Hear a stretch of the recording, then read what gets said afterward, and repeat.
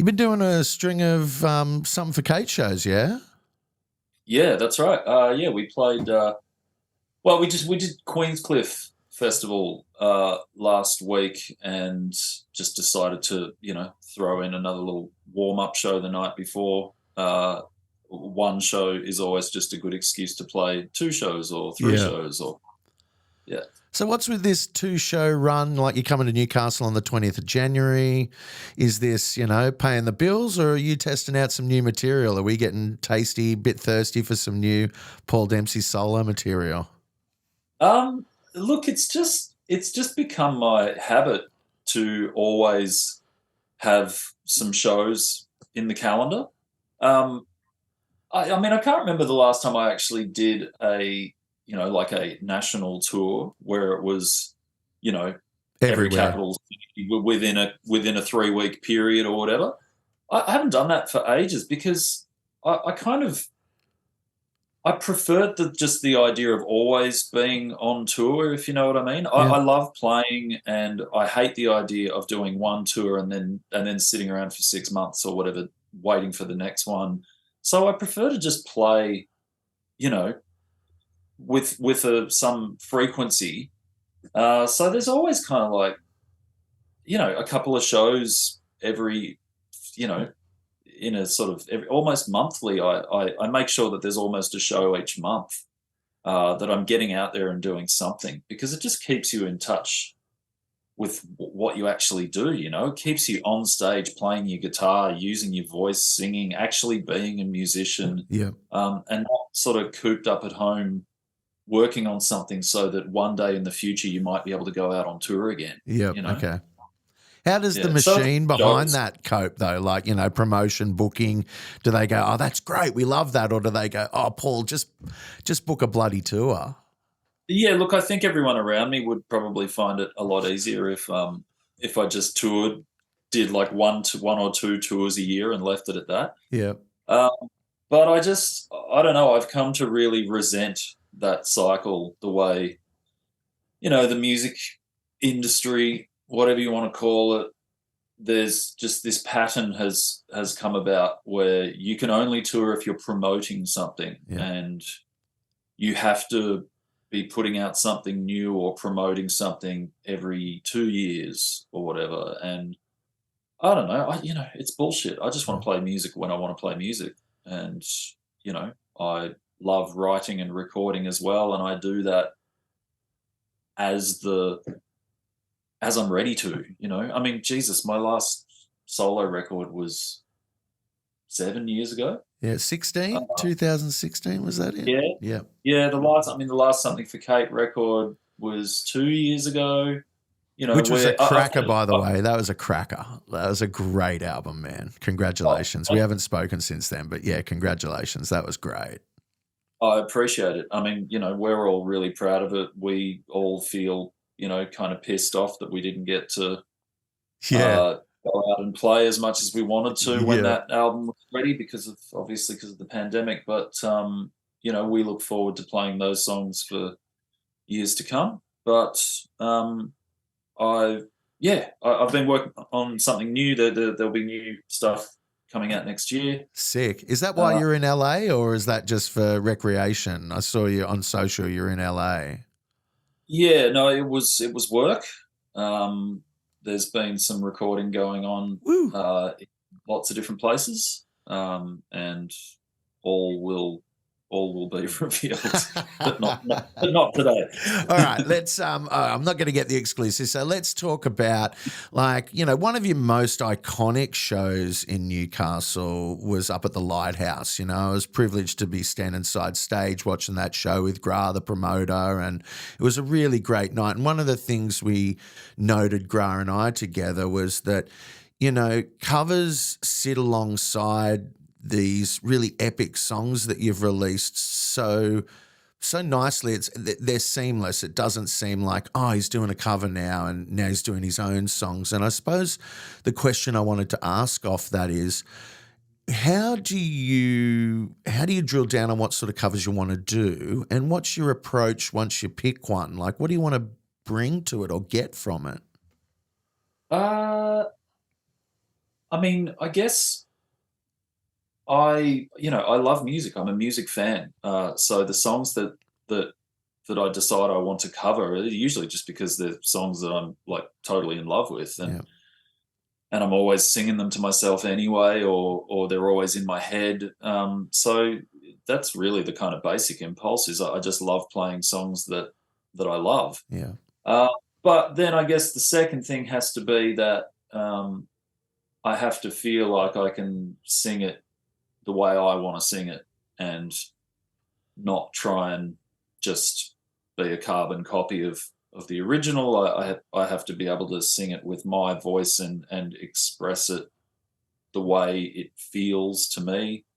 Obviously, you always want to stay true to the intention of a song and whoever wrote it. But I guess I have to relate to it on a level that it can come out of me and feel honest.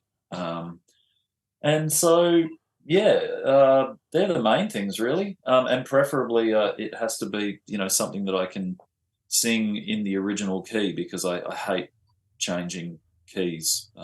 It just makes me nauseous. Nauseous to when you listen to it, or nauseous because you need to figure out the guitar part? Because surely that's not a problem for you. No, none of that. It's none of figuring it out is not a problem. I have a pitch thing. When once I've heard something, it's locked there. My brain, I have perfect pitch, so my brain, I hear things and that's where they are. Um,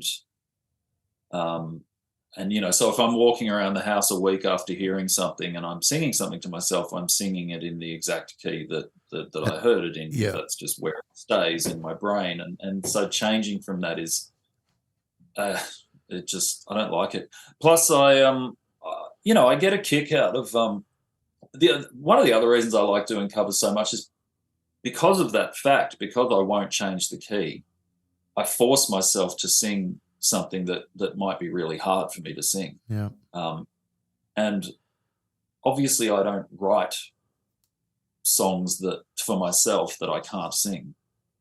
But if I really like another song and want to have a crack at it, it might be really fucking hard and really stretching my limits. But I guess that's a good thing too. So I kind of enjoy that exercise of forcing myself to hit Miley Cyrus notes. I would never do that with my own writing.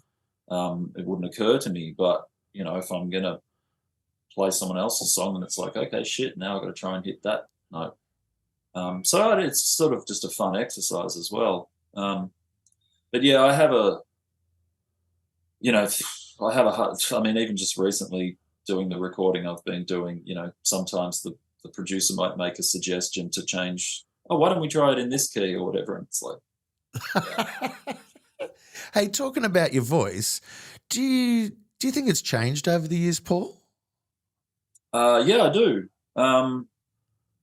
And probably because of everything I just said, I've pulled it this way and that way, and I've forced myself to use it in different ways, and I think that's made me a more capable singer than I was starting out. I never set out to be a singer. When I started something for Kate, we were auditioning. I just wanted to play guitar and write music, and we auditioned for singers. I didn't want to be the front man. I didn't want to sing. Singing made me nervous. I just wanted to play my guitar, to the extent that, and basically what happened was we couldn't find a singer who would stick around. They kept coming and going, and I just wanted to play some gigs already, and I just got so impatient that I finally just went, "Oh, fuck it, I'll do it." And so I just started screaming into the microphone, and I don't know, it wasn't completely awful, and it just meant that we could get on with it and book some gigs. Yeah. And so, for the first few years of the band, I was just bellowing and yelling and screaming. And then at some point, I decided to try and be a singer. And then Newcastle icon Dunny famously told you that you were going to be bigger than Nirvana at a lunch meeting, I hear. Well, if anyone who knows Chris Dunn knows that he's very excitable, um, and very enthusiastic, Yeah. and that can sometimes lead to grand statements. Hey, I want to finish by last time that we chatted more in depth. We've chatted backstage at a festival since then, but we were talking about last time how you grew up in a house of music. Music was a part of the fabric of your family. You grew up around it. And I wanted to ask, but we ran out of time, so I'm going to ask it now about the role that literature played in your upbringing. And you've got a bunch of books behind you. I can't say what they are, but I wanted to ask you, are you still an avid reader? What do you read? What are your earliest memories of inspiration from literature? Because I feel, listening to your lyrics, that they're very literal. Mm. Um, yeah, look, I was not a reader as a kid. Wow, I was okay. just all I wanted to do was play my guitar. I couldn't get my hands off my guitar.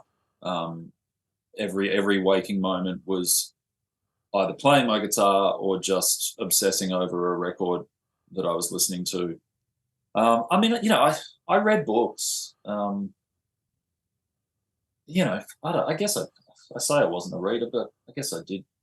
I was always reading something, but it was kind of trashy. I Yeah, mean, right. not trashy. I mean, I read all the Douglas Adams books. Okay. Hitchhiker's Guide to the Galaxy. I guess they were the first books I really started reading, and I was probably 10 years old. But then I sort of remember reading lots of Clive Barker. You know, like sort of fantasy horror.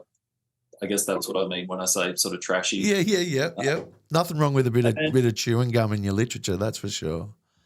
yeah, and I read whatever I had to read for school or whatever. So my mum was a seriously and still is a seriously voracious reader. Just consumes gigantic books like weekly. Yeah, right. Um, Always has done. And one of my kind of most vivid childhood memories is just her sitting at the kitchen table because she was a complete insomniac as well. So any hour of day or night, she was just at the kitchen table, just hunched over a book at 1 a.m., 3 a.m., 5 a.m., Wow. 10 a.m., just reading around the clock. And I guess my reading took a serious turn when I was actually out of high school and had moved out of home and uh, that's when I just sort of started reading a lot of science stuff and that's what pretty much those shelves behind me are just the kind of science section. That there's the other room has the literature. It's basically the house is full of like there's fiction and nonfiction. Okay. And I read mostly nonfiction. I read mostly kind of science and history sort of stuff. But then I realized that it's unhealthy to only read that. So I forced myself to occasionally break it up with fiction.